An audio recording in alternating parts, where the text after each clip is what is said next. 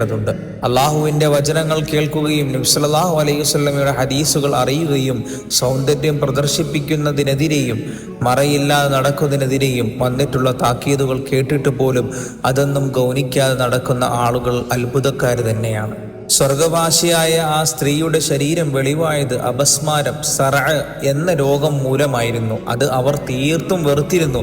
എന്നാൽ ഇന്ന് ഒട്ടനവധി സ്ത്രീകളിൽ കാണപ്പെടുന്ന വസ്ത്രധാരണ രീതികളും ശരീര പ്രദർശനവും മറ്റൊരു തരം അപസ്മാരം തന്നെയാണ്. അതിൽ അള്ളാഹുവിൻ്റെ അടുക്കൽ യാതൊരു ഒഴിവ് കഴിവും അവർക്ക് പറയാൻ സാധിക്കുകയില്ല. ഈമാനിൻ്റെ ദൗർബല്യവും ദീനിനെക്കുറിച്ചുള്ള അറിവില്ലായ്മയും ലജ്ജയില്ലായ്മയും കാരണമുണ്ടാകുന്ന ഒരവസ്ഥയാണ് ഇച്ഛകളുടെ അപസ്മാരം എന്ന് പറയുന്നത്.